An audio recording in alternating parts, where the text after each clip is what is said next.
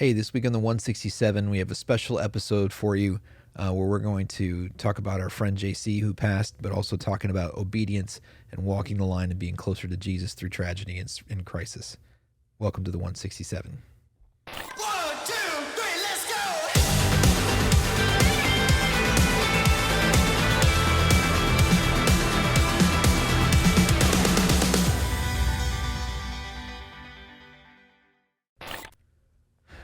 Welcome back to the 167. I'm here with Pastor Rick George in your Yes, we are. denim jacket. It's denim. Thought I put all the jackets away, but then it got cold.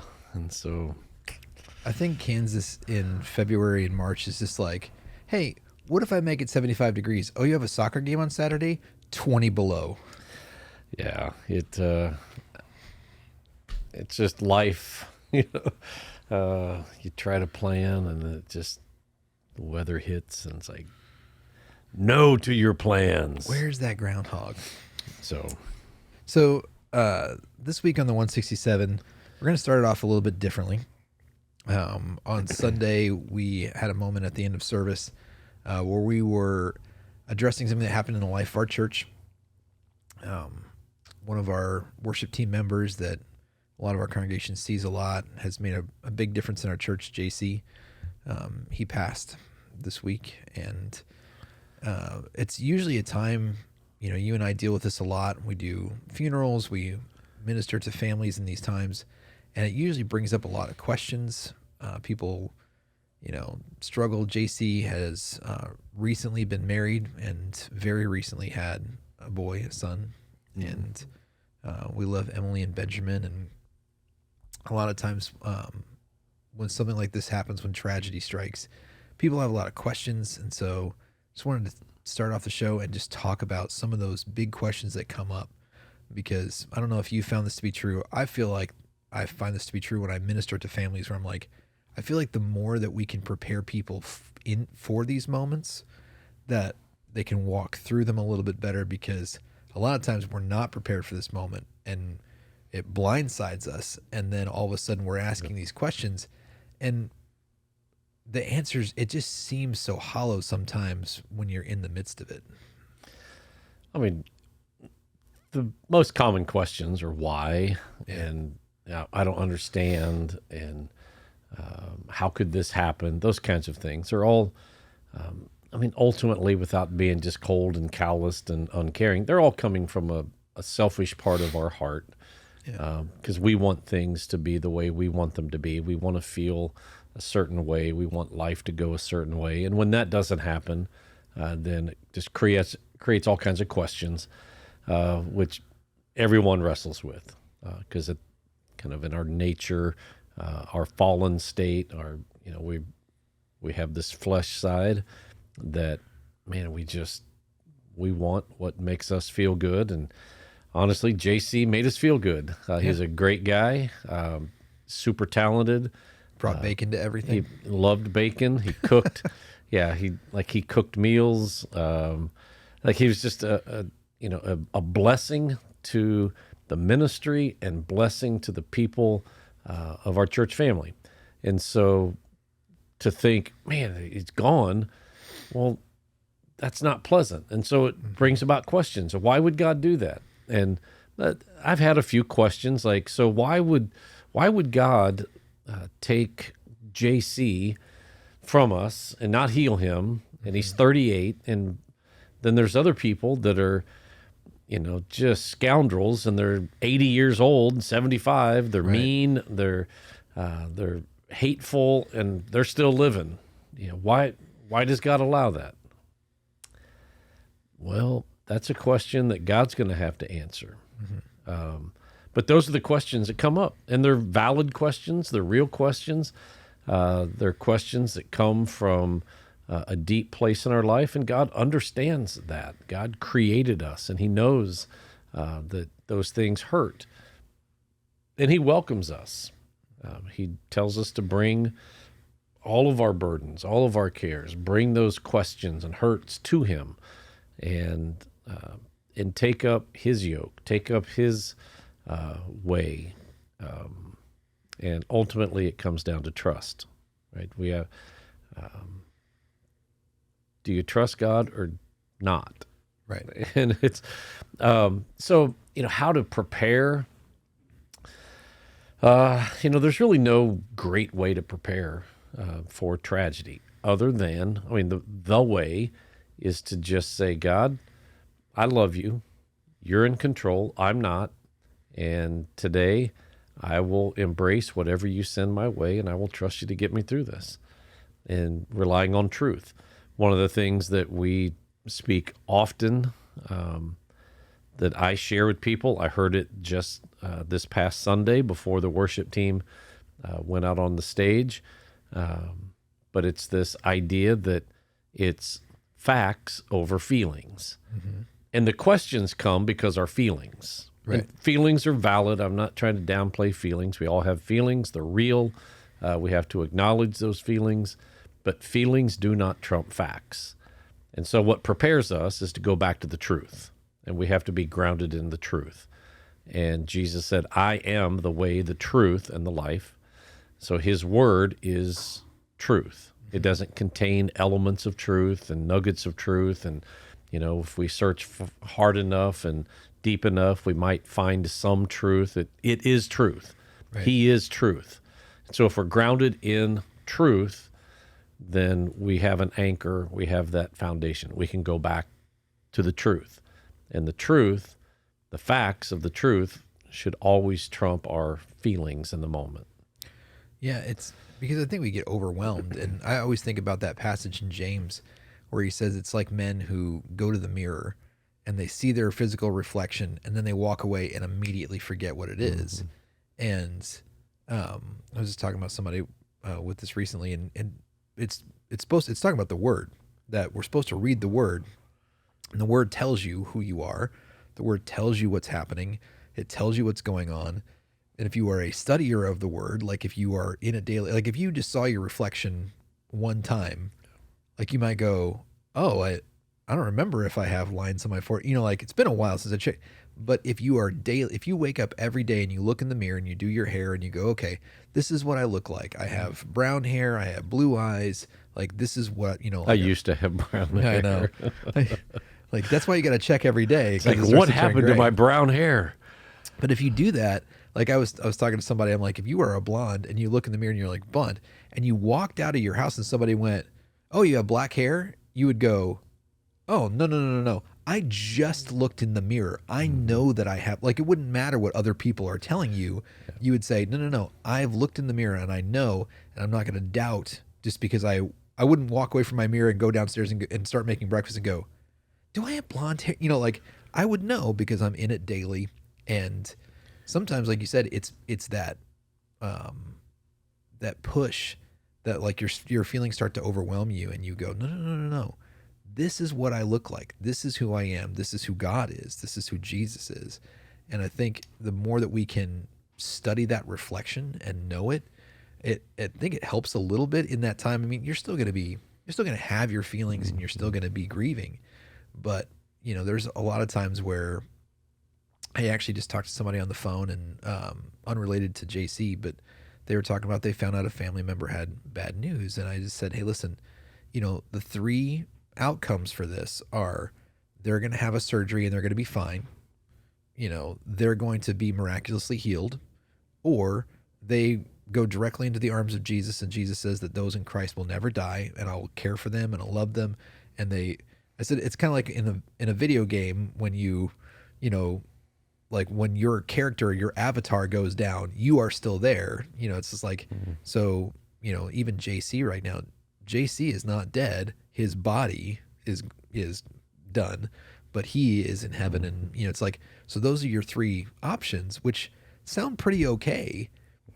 But there's this thing for us where we are super, like you said, JC was somebody that added at every place that he was. And that's very sad for us because we don't get to be with him. Yeah. And it's, in a lot of ways, it is a matter of perspective, how you choose to look at it. And, that coming back to truth and reliance on God. Yeah. And it's in tragedy or in hard times that when we go through them and we get to the other side, that we're able to reflect back and to see the joy of that, Right. whatever there's now in the midst of it, you can't really see much joy, but there will be a time when you look back and you can see, wow, I mean, there's so much happened after or as a result of this loss, this death. And so it's that dependence upon, okay, well, God has a plan. It doesn't make sense to me right now. It doesn't have to.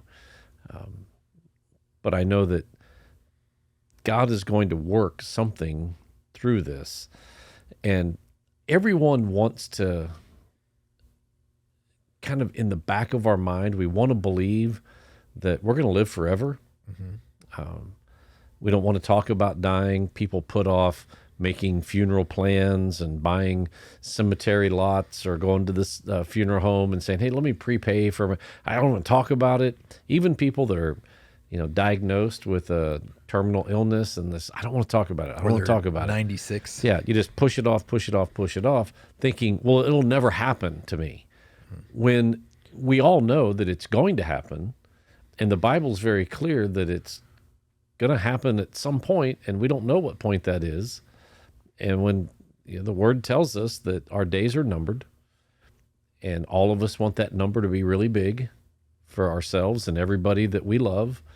We want it to be really small for the people that we don't care about, the people who seem evil. Like make that a short number, a little number, but make the number really big for us. And the truth is, it's that number is not dependent upon what I want. Yeah. And so, Well, it's through the hard times that we're able to get to this place of a deeper trust. I was thinking of Psalm 23. So in the middle of the 23rd Psalm, the psalmist writes, even though I walk through this darkest valley, you're with me, and you prepare a table before me in the presence of my enemies. And we all want to sit at the table in the presence of our enemies and say, look at all this that I have, and God has provided. But how we get there is walking through that dark valley, and then God prepares that table in the midst of that dark place and in the presence of the enemies of this world. Yeah. And so, it's not fun going through the valleys. And my heart goes out to not just JC's family, Bob and Berta and Emily and Benjamin, and my heart goes out to them because it's a really hard time. But my heart goes out to all of our church family that you might be dealing with something different. It's not death, but it's, you got some bad news, right, or you lost your job, or you discovered, something tragic and it's just rocked your world. And my heart goes out, but it's going through that dark valley and holding the hand of Jesus and realizing he's got me through this. And I just look forward to sitting at the table, right, and enjoying the meal with him. Well, like I said, you and I sit with families. We sit in hospital rooms a lot of times with families. And so one of the things you mentioned on Sunday morning is that we do grieve, but the Bible says that we don't grieve like those without hope, that there's something different about it. How do you coach families in those moments? Or what would you say to somebody right now where you're saying, like, this is the difference between grieving versus grieving with hope? Yep. So again, it comes back to truth, and the truth is so important. And so what I shared this yesterday with our staff. It's something that I'd kind of processed through for myself. In John chapter 11, Jesus experienced a death in his immediate family, friends. Lazarus had died, close, like family, close friend. Lazarus's two sisters, Martha and Mary, come to Jesus, and they're broken. Like they're frustrated, they're angry, and you can hear like they're accusatory. Where were you, Jesus? Like, we needed you and you weren't here. I mean, they're upset. Yeah. And how Jesus spoke to them reveals something about his heart and about us and how we should trust him, and then how we should respond to other people. And to Martha, he said, hey, here's the truth. right? And he just spoke truth to her.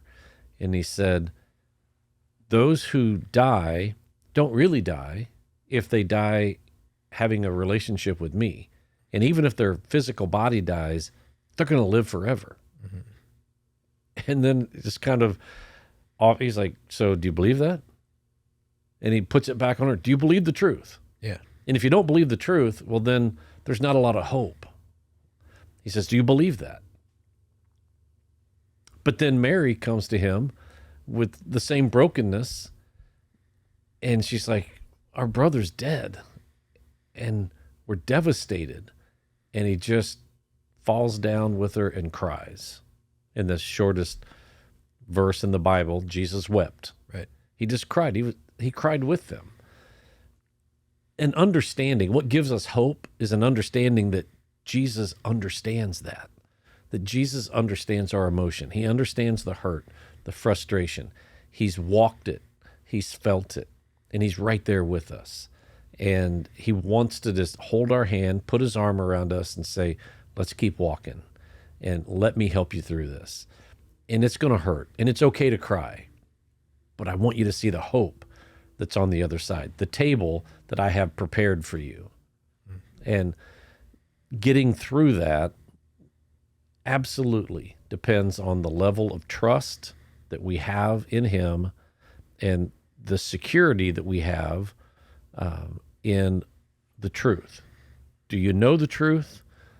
And do you believe the truth? And if you don't, there's not a lot of hope. Right. It's just brokenness. It doesn't make sense. Like it hurts, and I don't want to deal with it. But when you say, I know the truth, and I'm going to go back to the truth over my feelings. Well, I think that too, that's when the enemy hits us with doubt. He tries to make us doubt that God's good. And like, explaining God is something that is so multifaceted, and it's something that's beyond our true understanding. Yeah. It's always like we try and find an example of it in life, but they're always shadows of, what's actually happening. But I was talking to somebody recently about it, and I just said, I've been listening to this podcast about the Cold War, and he touches on the Korean War. And I just thought I was kind of in that general military mindset. And, we always talk about, hey, we're in a war, we're in spiritual war, we battle against the enemy, and God gives us, an arm, he gives us armor, he gives us a sword, he gives us a shield, and he sends us in to fight the enemy. Like we are his soldiers, and we're fighting for other people because we're trying to rescue other people.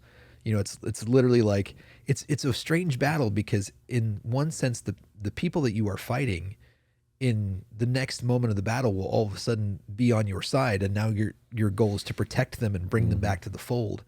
And we just have this mentality that nobody ever gets wounded. Nobody dies. And I'm going, if you as a general know that you're going to send people into Korea, you're going to send people on D-Day, you're not going through your soldiers and going, I don't like you, you're going to die.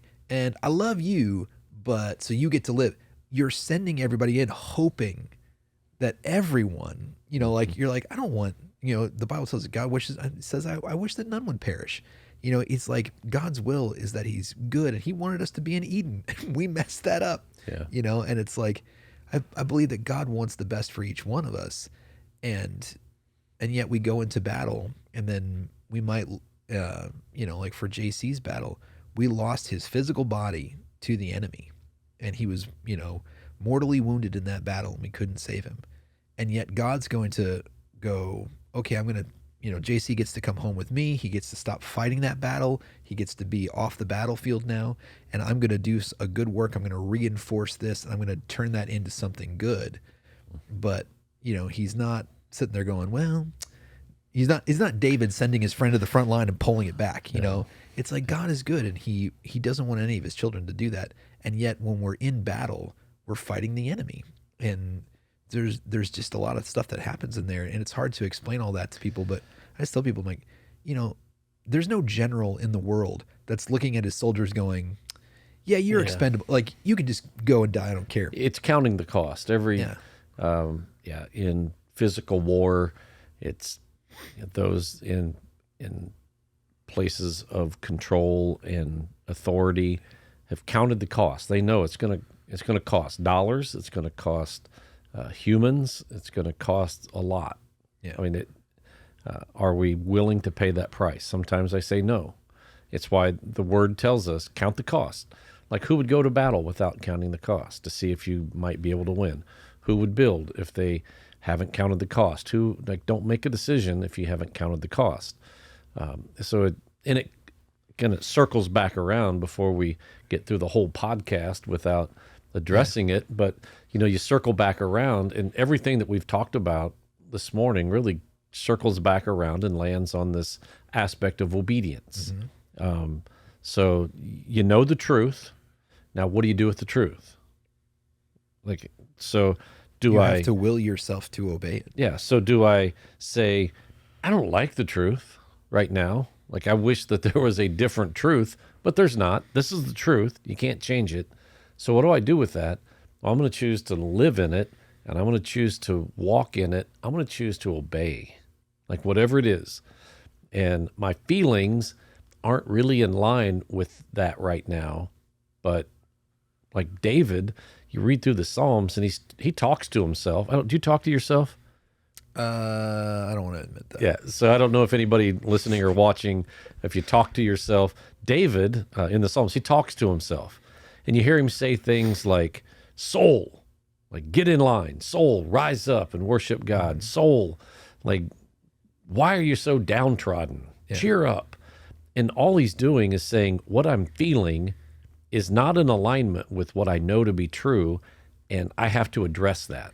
And it's closing the gap. Well, you see that over and over again too in that, where he says, "Oh Lord, all my enemies, oppress me. They surround me. I look to the mountains. Where is my help?" And he goes, "But it comes from you." And he turns it around. He goes, "I know that it comes from you. I'm just in my feels right now." Yeah. But that's why I wanted to touch on that this week and just say, hey, listen, when we give into our feelings and when we give into our flesh, like I talked about affirming culture, culture is very much like that. My feelings are just my feelings, and how I feel today is the reality of my existence. It becomes my identity, and tomorrow that can change. That is super stressful and confusing. Yeah. And yet obedience is, how do I become closer to Christ? Yeah. And people deal with pain and grieving and loss and hurt in so many different ways. Some are healthy, some are not healthy. Yeah. And that affirming culture, you have to look, and say, what is best? And there are people, when they're feeling down and blue and hurt and frustrated, like, they'll turn to drugs or alcohol or some form of self-medication to soothe that pain. And it is, like, although I understand it, like, you're just trying to make the pain go away. Like, I get it, but I'm not going to say, "Oh, Lucas, that's great. You went and got drunk. You go." Keep go, that, girl. Yeah, keep going on that. That's a good thing. No, I'm not going to affirm you in that. I can affirm that you're hurting, and I understand that, but there's a better way, right, like, to deal with that. And you got to come back to the truth. And the truth is found in the Word. And the Word says that he's near to the brokenhearted. He will guide you through it. You turn to some other form of comfort, it's going to fail you. I mean, it's going to maybe make you feel better for a moment, but then in the end of that, it's going to be even worse than it was before. And I'm not going to affirm that in you. Yeah. Right?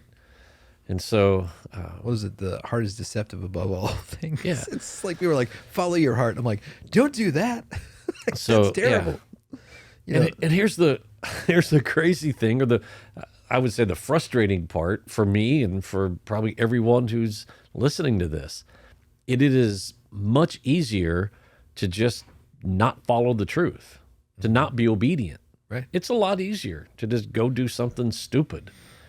Like, in the end, you pay for it. You're like, why did I do that? But in the moment, obedience is not the easiest thing to do. Right. Well, I think that's why in the Bible it tells us that obedience ends in joy, not necessarily happiness. It's like it's that thing. So my girls, they watch this show called The Tuttle Twins.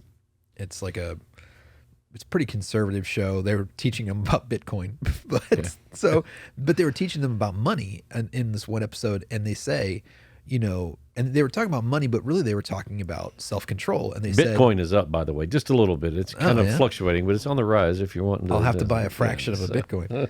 No, but they were talking about money, and they said, if you save today, you are giving a gift to your future self. And so it's this weird cartoon, but like this one kid goes, then I'm going to start doing push-ups. And then like his future self all of a sudden had big muscles. And it's like, you're giving a gift to your future self. And so when you're obeying today, you are literally, giving a gift of a closer relationship with Jesus to your future self. Like you're giving joy to yourself because you're not dealing with all the consequences of your bad actions. Yeah. So I guess to come back, you asked the question, how do you prepare for that? And I just kind of flippantly said, well, it comes back to the truth. And though that seems flippant, that is reality. I mean, that's how you prepare. And so the truth is, Jesus very clearly, succinctly said, hey, guys, listen, in this world, you are going to have troubles. Yeah. You're going to face hardships. Bad things are going to happen. And then he doesn't just say, so deal with it. Right. Like, So wait till the last possible second and then just try and grit your teeth through it. yeah. So he says, in this world, you are going to face death. You're going to face things that just rock your world, but be of good cheer because I've overcome that. Yeah. Do you trust me? Like, do you believe that? And I'll kind of end with this. I don't know how much time we have, but these are my final thoughts. It's not in the good times that your faith is solidified. Mm-hmm. It's when you go through a hard time and say, wow, do I really believe what I've said I believe? Like, do I really believe that heaven is an awesome place? Do I really believe that Jesus died for my sins and one day I get to spend eternity with him and it's going to be glorious? Do I believe that or not? Do I believe that God is in control? I always say it, oh, I love Jesus and he's got me. Well, does he? So then Jesus comes back to Mary. Do you believe that? Do you believe what you just read? And if you do, we're going to be okay. If you don't, you got some work to do. Yeah. And so it comes back to that obedience thing that you preached about on Sunday. And do we believe what we say we believe? And then how do we put that into action? Right? How does that play out in our lives? And just saying, I will do what you've called me to do. Yeah. We want to encourage you guys to do that hard work up front so that you're ready in that time of crisis. So we're going to continue our series, Walk the Line, next week. And we'll see you here next week on the 167. If you enjoyed this episode of the 167, make sure you like, subscribe, follow, get notified, leave a 5-star rating and a positive review. Tell all your friends to listen as well. Make sure you go over to newlifegardener.com and check out all that we have to offer as a church and check out our messages online as well. Thanks for listening.